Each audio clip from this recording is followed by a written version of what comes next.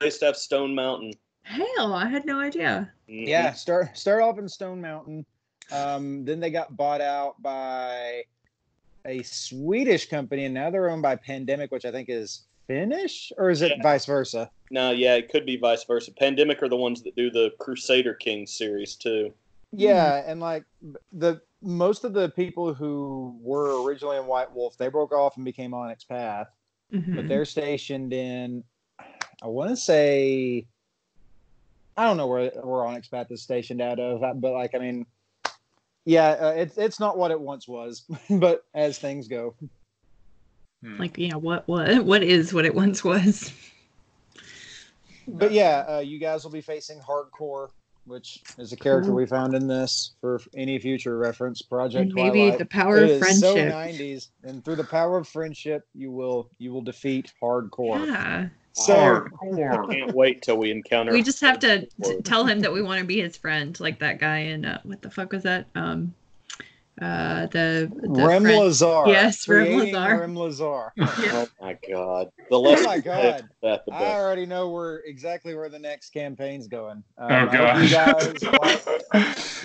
You guys are going to be building Rem Lazar, who will be a Promethean. It'll be great. And we're going to wake up next to a weird dummy, and no one's going to say anything about it being totally creepy Holy and shit! awful. Okay, so Promethean the Created, good.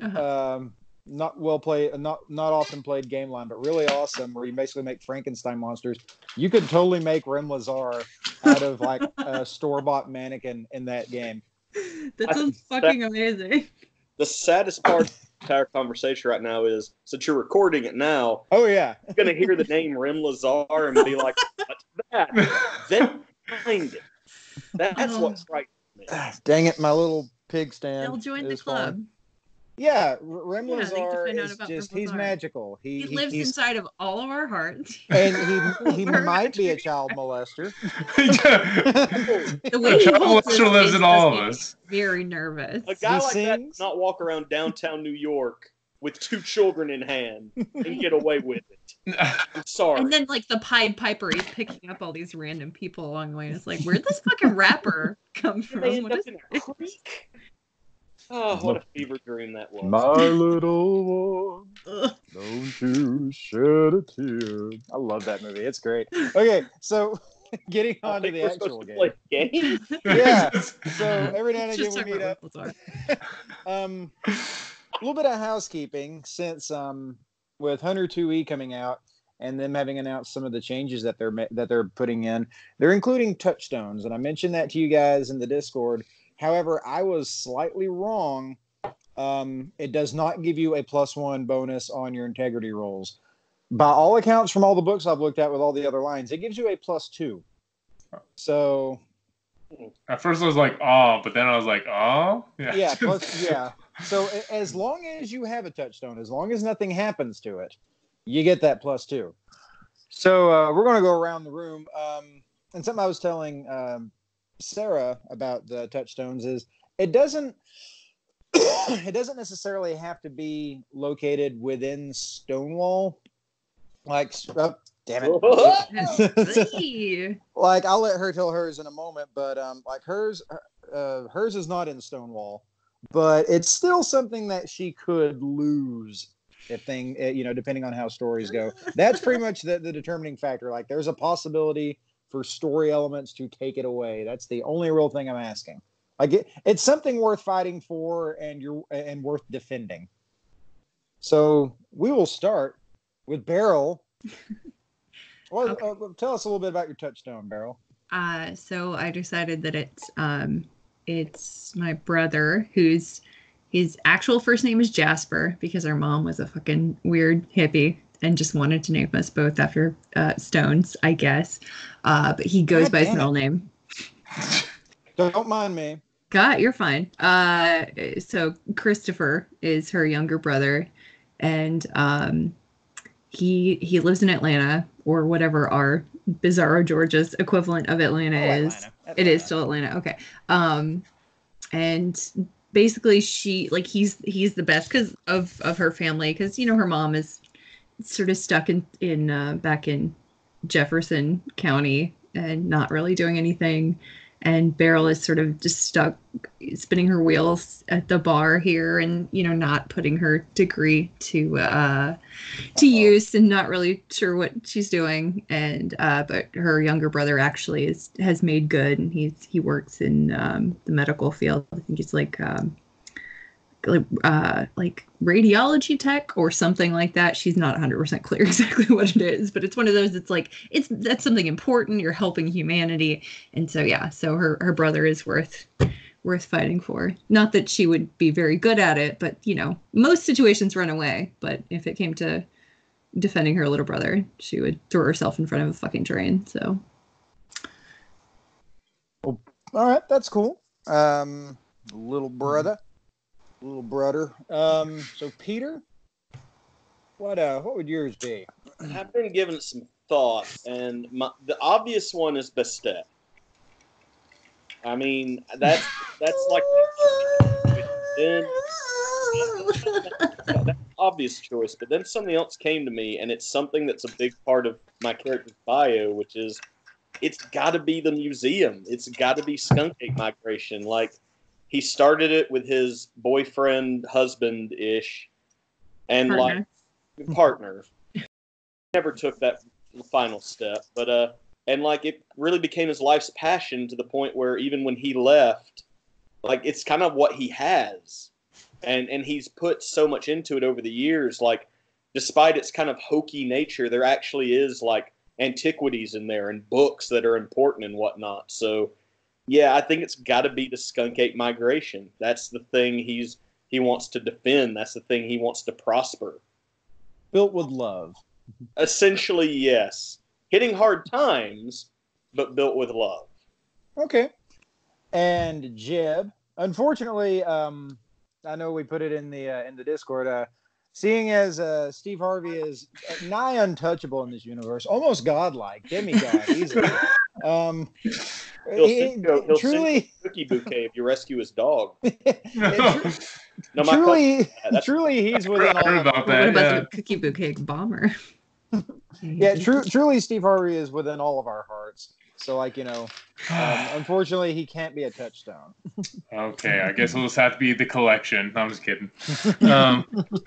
I don't know. I was struggling with this, honestly, because I was thinking maybe the hardware store, but then I was like, well, no, because Jeb kind of resents it, but there's it's a love-hate there because he doesn't want to be tied to it, but also it's provided for his family, and it's a thing that's a community resource for the community. So he loves it for that reason. He's grown to love it, but he also kind of resents it because it's kind of what's kept him in his hometown, which he doesn't necessarily want to do.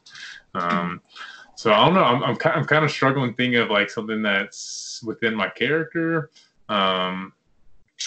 Yeah, I honestly haven't decided. If you need something by tonight, I can think of something. Well, if nothing else, Jeb's if you can if you can get something by the end of the night, but think of the loyalty thing. I mean, it could be one of those. I mean, I'm not saying stick with Frank the would be the obvious choice, right? Maybe that's too on the nose, or I mean, it's all up to y'all, but if you want to go with the hardware store, it could be the kind of thing that maybe he just looks at it he wants to go out, he wants to get the fuck out of Stonewall, but maybe as things start to develop within the story and stuff, maybe he figures, maybe the town's worth fighting for, and this little store, for whatever reason, keeps everything kind of stable, Right. Yeah, and I thought about Frank, Sarah, because that is the obvious choice too. Yeah. But then it's well, then I don't know. Maybe it's the thing of, well, is his mom not a touchstone too? Because his mom still exists, but I don't know. But Frank, I don't know. I think Frank at this moment makes the most sense because especially his place in the story, because he's been in the thick of it with us. Yeah. Somebody you can actually relate to in your family about this shit. So. Right. Yeah, I think Frank is the best option. So Frank, because before this, they were close. They'd go hunting. He's the one that taught him, how to run a hardware store, and all that. And now, since the events of the apartment, that's only strengthened their bond because now he can understand Jeb more than anyone else. Even y'all, because y'all are still, friends, but Jeb's father's has been there his whole life and now has a good understanding of what he's going through currently. So I'll say a touchstone's Frank. I dig. Hold on just a second real quick. Okay, 2 p.m. That's fine by me. Sorry. I did see what time I needed to be in at work tomorrow. 2 p.m. and that's fine by me, as I just said. Okay, so who wants to tell us what happened last time as a quick little summation? I do this all the time. Okay. You're such a good narrator. The group is still split. Beryl found herself talking with her dear friend, the bartenderess Destiny, and Rat. Wait, was it Rat? Yes. Mm-hmm. Yeah, they went to see what was up at the elementary school. Yes. It was a school. Mm-hmm. And it was an elementary school. And Destiny basically went in and talked to a ghost. Or something. Some sort of It's still a critter. bit up in the air about that, and Rat was no help whatsoever. Bless him. He's trying. He was the hook to get us into the situation. So and Destiny still tried to convince Beryl more about hey, don't get involved. And in fact, Beryl was the one who went to her and said, "So I'm gonna go investigate some spooky shit. Can you please help?" Yeah. help. And she was like, "What is your problem?" I'm a dummy, obviously. After getting the whole speech of "Don't get involved," Beryl literally went and got involved. And then told the person who told her, "Don't go get involved." I realized meanwhile, that. Meanwhile, other side of the county, you had the three amigos. After confirming the giant deer man was not in fact a pterodactyl. Mm-hmm. Very early on. Visual confirmation. Yeah, we were given time to run for our lives, which I don't know, man. That was a lot of number rolling. That was a lot of kind of tense moments. Yeah, that was hairy. But we finally get to a spot. Jeb's father gets shot, not lethally, but probably pretty bad. And Jeb steps up to the plate while Peter heroically saved his cat. This deer man in the head, thus maybe killing him. Somehow got one shot. We reported last time, we completely contaminated the crime scene by moving the body and stealing stuff off of it. And Jeb got some angst, and we kind of ended on that note while waiting for the police. Okay. Perfectly surmised. Oh, and also Jeb petted my cat. Lovingly. So we're gonna start off with Jeb and Peter. So you guys are standing by your vehicles. About 10 minutes goes by. Pretty fast response, in all honesty, considering you guys are out in podunk nowhere. But you think that maybe we have a guy got shot to death, and there's a wounded old man out here. So two cruisers pull up. 4 people get out. 3 men and a lady. Jeb, you recognize one of the cops. Of the 4 of them, there's one of them's a tall Asian-looking guy. Lady, she's maybe 5'2". She's really short. Other guy, not really of any real descript, but the middle one, is Zach Matthews. You went to school with him. Kind of a heavy set guy. You think maybe his scruff is maybe a little too thick for cops, but not really necessarily a bad guy back in school or anything. He played football, wasn't really all that smart. Also, never really left. Comes into the hardware store all the time though. Well, what is he coming in there for? Hunting rifles, just occasional, getting some Carhartt stuff, coveralls, more clothing shopping, occasionally a tool, things like that. During the spring, a few gardening utensils here. You don't think, maybe trying a hand at gardening, but you don't think he's ever actually like succeeded or anything. You've never seen him bring in anything. He's grown, but they all approach you, and the very tall Asian guy, he comes up and looks around and says, "Which one of you is Frank?" And Frank, he holds his hand. He's like, "That'd be me, officer." And he says, "So, what exactly happened here? Who wants to explain?" I guess he says, getting out a pen and piece of paper. Yeah, I guess I'll tell it to you, officer. So we were walking in the woods and came across that fella over there. He started chasing us, and we're trying to run away. And we got to this clearing, and then he shot my father. And then I turned around, instinct just kind of kicked in, and I returned fire, and one shot hit him in the head. And now he's dead. And he looks over at the other two. He goes, "What? Why were you out here?" Hello, officer. We were here to. We were looking for skunk apes and a pterodactyl. Yeah. So my friend Peter here runs the museum on the outskirts of town that you may have seen. I'm sure you have, officer. And it's the skunk ape migration. Skunk ape migration. And he asked us to take him into the woods and kind of show him the ropes, since me and my father here are very familiar with the environment, nature here. So we kind of were Sherpas, guides to Mr. Peter here. You get what we're saying?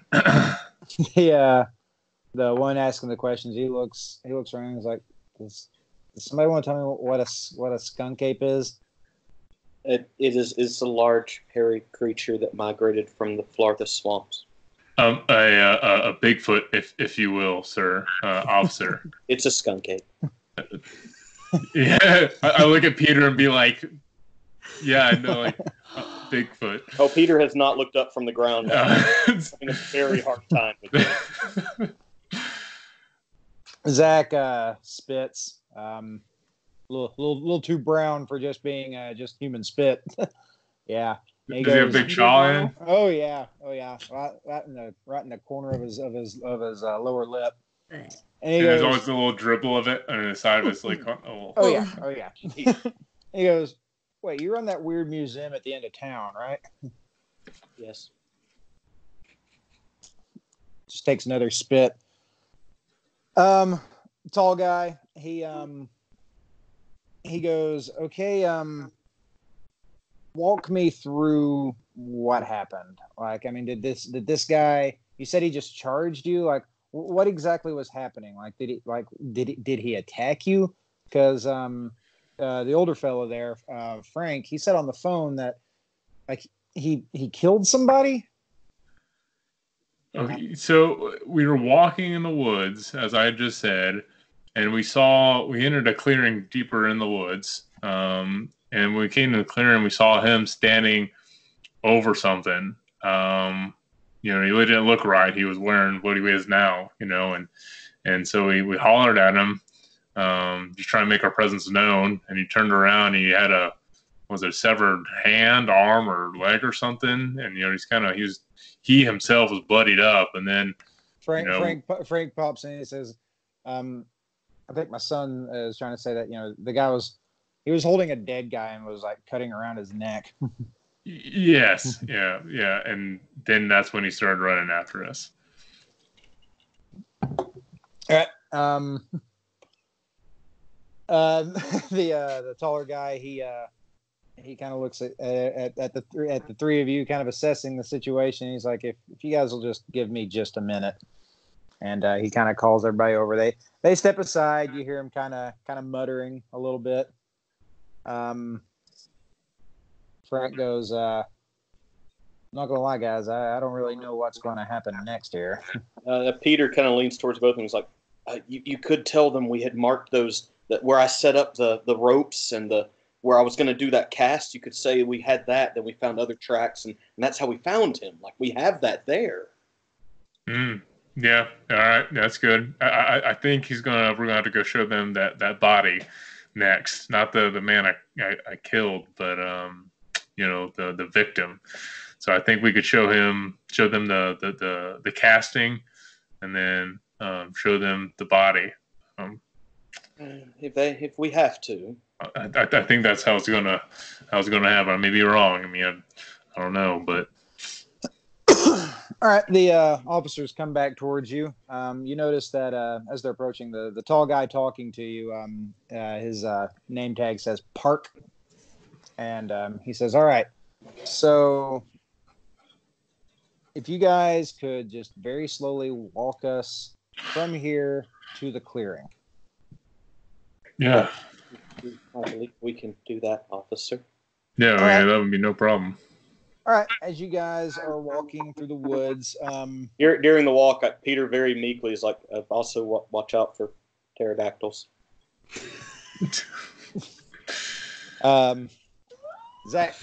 Officer Zach Matthews snorts at that and takes another spit. You start to wonder, like, if he actually has like a dip cup in the cruiser, or if there's just a long streak down the back of it. Oh gosh. All right, so as you're walking, you realize that since you kind of know where you're going at this point, like what took you like 40 minutes to actually like walk through initially and plot out, and what took you maybe 10 minutes to run back takes you maybe 20 minutes to walk total. Mm-hmm. As you're walking, Peter, meekly, I would assume, you're pointing out, castings that you guys have left out and roped out around the area. Yeah. Eventually you do get to the clearing, and there is, in fact, a body of a younger gentleman. I'd say roughly Jeb's age. Roll to see if any of y'all recognize him. I would say intelligence, and we'll say socialize. Either one of you, in all honesty. I'll do it since he's my age. I feel like it's the best. Yeah, chance. I don't. Okay. Could have come into the museum. Yeah, Jeb, you roll with a +1. If you want to roll, Peter, you're going to have to do it at a -1. That's fine.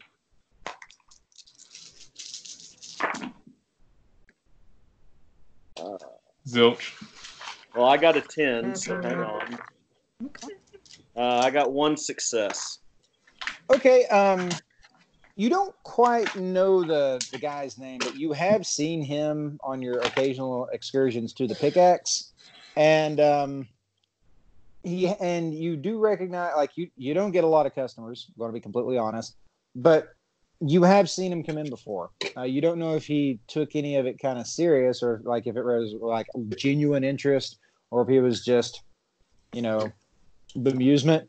But he was a paying customer. You do recognize the guy in that regard. And at which point, Officer Park, he says, "And this is the guy that was being attacked?" He was kind of already dead, it seemed like, or at least unconscious. But yeah, this is the feller. All right. He leans down. You didn't notice it beforehand, but there's an exit wound. Looks like Tyler dropped us a message, Sam. Hey. You do see the exit wound of a rifle round coming out of his back, along with the body is rather pale. I mean, there's not much fluid left within it. And the other 3 officers, they go around, they kind of start pecking around, looking, seeing if there's anything else, seeing if there's like any kind of like weaponry or anything like that. Are there any of the deer tracks, weird deer hand tracks like that we see? I mean, are the police going to potentially see that? Roll wits plus investigation. If If you want to use nature, it's going to be a +1. If you want to use occult, that's also going to be a +1. Yeah, you know what? Scratch that. Who wants to make the wits plus investigation roll? I mean, I feel like Jeb and I feel like those two are doing the talking, so maybe I would be better served, like maybe trying to observe the things around us. Mm-hmm. Okay. Do you have a higher occult or survival? They're both the same, 3. Okay. +2. Wits and investigation +2. Okay. So that's 9 dice. Good. And no gravy. successes. Well, let's find out. Oh, that one spun around a lot. Nope, I have 1 success. Screw you, DM. Hey, you know what? All you need is 1 in this game. There's plenty of the deer prints, the unusually large deer prints. Some of them looking like, you notice it looks like some of it are kind of like sloughing off, like what's clearly like a boot print, and like pushed just a little bit forward, like there was like a slip, or the ungulated deer hooves. Yeah. And so are the officers looking around, and then the 3 of us are kind of far enough where we could whisper to each other and not going to hear or talk low? Well, it's you two. I mean, it's you 3 and Officer Park. Oh, Peter's not saying anything. He just kind of observed what's around. Yeah, and Park, he goes, all right, so you guys are looking for skunk apes and pterodactyls. Sorry. All right, you see him on his notepad. You see him scribbling something: skunk apes and pterodactyls. And you came down here and saw this man. Was the man on the ground already shot, or was like, what was going on? Like, did he get shot? Did you hear a gun? Did you hear a gunshot beforehand?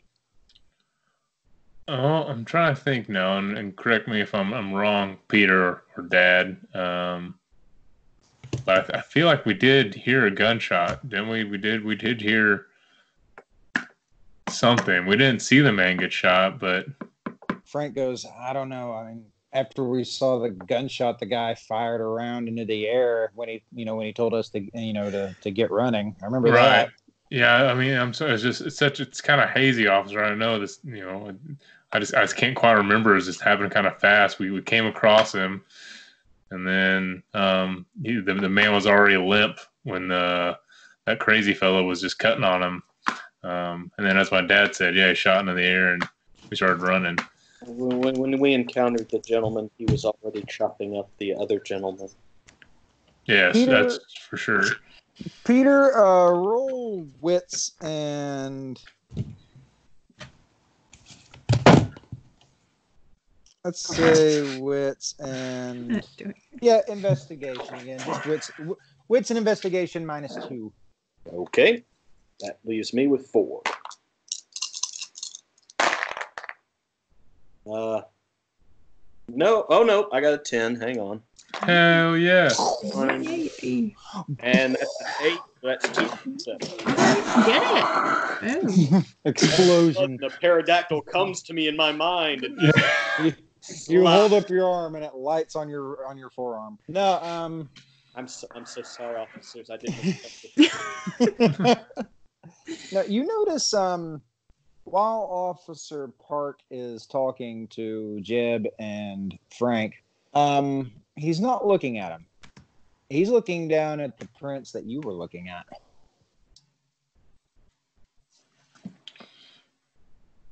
He's not going to do anything with the information, are you? I mean, I'm.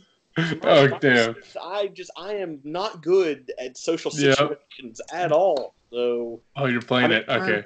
I'll go with what Chase just told me. Like, I notice it, but it's kind of like a. Yeah. Yeah.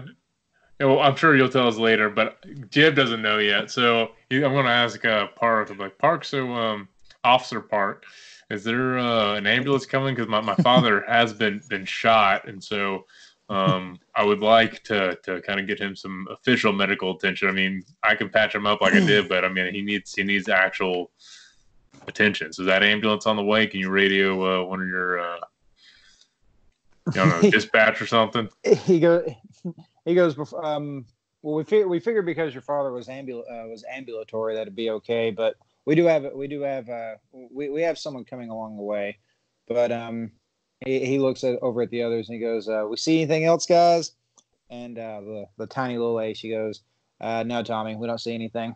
And he's like, "All right, all right. If we can get back up to the cars, we'll continue the conversation. If there's anything else you guys want to say as we walk, you're more than welcome to. Anything can help. Any and everything can help with the investigation." Yeah, I mean, I don't know anything else. I mean, the guy seemed a little deranged, but I can't really think of anything else that might help y'all aside from what we told you. Can you, Dad? I mean, anything? Frank goes, "I don't know. I mean, this is all kind of strange. I mean, I certainly wasn't expecting to find anything coming out helping our friend over there with finding a skunk ape. Sure as hell didn't expect to get attacked by a guy and having to shoot him before he tries to kill us." Yeah, I definitely wasn't, eating my breakfast thinking I was going to kill a man, but so, I mean, don't you all need to take a proper statement or something? Is that what y'all were doing, writing the paper down? I mean, pretty much, we're getting everybody's stories, that kind of thing. Truth be told, if we go through this thing like an exact police proceeding, it's really boring and nobody wants that. So we have to action it up, assholes. So.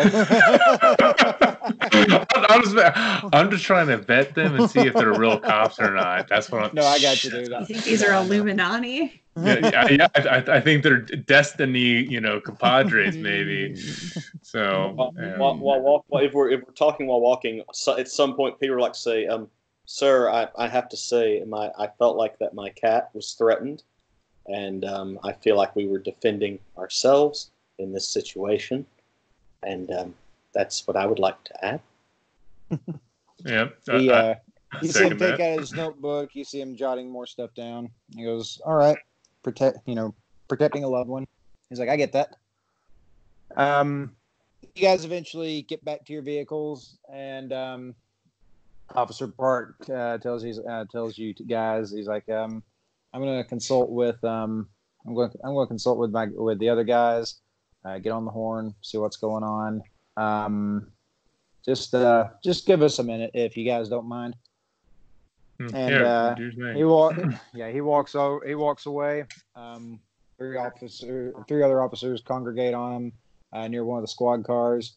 You hear some radio chatter, things like that. Nothing really distinct that catches your ear unless you want to roll to see if you hear anything. "We've got a pterodactyl flying." Sure, I'll try to listen in. Yeah, that Okay. sounds like a good idea. Yeah, Peter wandered back over to his Jeep and is petting Bastet. Okay, roll wits, and we'll say no, that wouldn't work. I will just go with investigation. Fuck it, why not? That's always a good catch-all. Yeah, it is.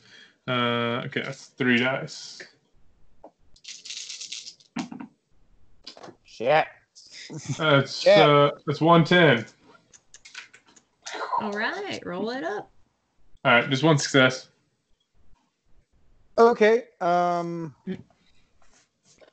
You Oh, hello, Palm. Yeah, you don't really hear too much from the people, but because their voices are kind of muffled. But voices being piped through any kind of electronic that tends to echo, and you hear the words "book 'em." Dad, did you just hear that? He goes, he goes, "Yeah, I think I did." Yeah, they just said book 'em. What do you think, Jude? I don't think we have any choice but to go with it. Do you? I mean, I killed someone. I mean, that kind of makes sense to at least take us in. But he goes, I'm not gonna lie, son. This is all new territory for me. Really? Yeah. Look! I went to war. I didn't go to jail. Okay. Well, I just thought maybe. I don't think running's the answer. I mean, it was self-defense. I mean, anyone could see that. But hey, Peter, get over here. Peter walks over with Bastet. Peter, I think they're about to take us in, as in arrest us. I need to take my cat. I didn't even think about that. I don't even know what's going to happen to Bastet. I don't think they'll let you take Bastet. Okay. We'll see how this goes. Yeah, I don't think it's... Oh, God. Frank says, how much money do we have between the three of us? Well, I got this fat gold chain, so I can pay on. Boy. Yeah, upon saying that, Peter just pets Basset a certain way, and just gold nuggets start flowing out of her mouth. As they just doing like the cat. Gold nugget falls out each time. But they're still wet. They're just slimy gold nuggets. I go, well, not a lot, Dad. I mean, I always care about $100 on me, but not more than that. Damn. I believe on me, I have about maybe $40.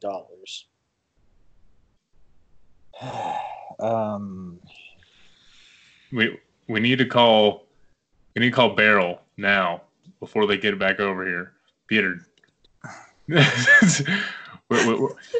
She's the only other person that we know knows what's kind of going on. We have to tell her she's the only person we know. I can't call Mom. Peter, who would you call? I mean, no offense, but I haven't heard you talk about anyone. So Beryl's the one. Frank goes. Wait, do we want to call Beryl, or do we want to call our lawyer friend right now? I believe the lawyer might be the better option. Yeah, let's call the lawyer friend. Yeah, that's a good idea. The one that had to go back to his home planet. Yeah, the one that had to go to his home planet. Maybe you beam us up out of this situation. Okay. Who's making the call?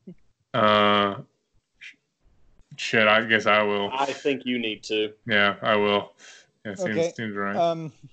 As you pull your phone up to your ear, Zach, he looks over at you and he goes, "Hey, Jeb, who are you calling?" And so, well, wait 1 second, Zach. It's my mother. She's been sick recently. Sorry, I got to check in on her. He goes, wait, we didn't tell you could call anybody. I'm not being detained, Zach. Sorry, I got to make this phone call, and I start walking away. At which point he says, "Hey, Jeb, put the phone down." And I keep dialing. I'll tell my dad or Peter to occupy him or something. At which point you hear Officer Park say, "Zach, what the fuck, man?" And yeah, Zach, what the fuck, dude? You turn around, he's pointing a gun at you. Peter's just frozen, holding his cat. Eek.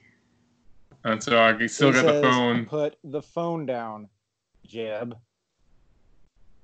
I was like, "Really, Zach? You're gonna shoot an old classmate over calling a one phone call? Really? I mean, I know it's within my right. I mean, I'm not that smart of a man, but I know I can make a phone call. I'm not being arrested, am I?" He's like, "Actually, you are. You have the right to remain silent. You guys are suspects in a murder right now." So, I keep looking at him. I look down at the phone, and then I try to quickly. Maybe I can do this. Try to just put it on record, and I just drop it. iPhones you can swipe over, and it immediately goes to camera. So I'm gonna try to do that, and then just drop it. He's like, "All right, good move. He's still pointing the gun as he's approaching you. I'm gonna put my hands up. Yeah. He's like, all right, put him behind your back. So I do comply. All right, Peter, are you going to comply with the arrest? Before doing that, Peter reaches and pulls out his wallet and pulls out a laminated card that officer, my cat is considered a comfort animal, and I need her at all times. I will comply, but if you just allow me to place my cat on my shoulder, trust me, this will be fine if that's okay with you. So, all right, you will be. I'm going to assume you're talking to Officer Park. He looks at you and says, "All right, that's fine. I'm going to warn you though, when we get to the station, you can't take her in, but I can assure you she'll be okay. I promise you." There's a litter box, and if you'll give me a moment, I can collect these items and give them to you, officer, if you'd like to have items for her. All right. He follows you. He's not touching his weapon. He seems to kind of get the feel for you. Yeah, you guys walk over to your car. I'm assuming you actually do collect the items. Yeah, I legit just collect kind of her various travel items, put them in the bag they come in, and hand them to them, put Basset on my left shoulder, and put my arms behind my back. Okay. Yeah, Bastet doesn't move at all as you're being cuffed. Jeb, you and your dad are loaded into the police car with Zach and the short, really tiny lady. Peter, you are loaded in the car with Officer Park and the other guy he's just been quiet the whole time. We're going to call it Quitzy right there for the time being.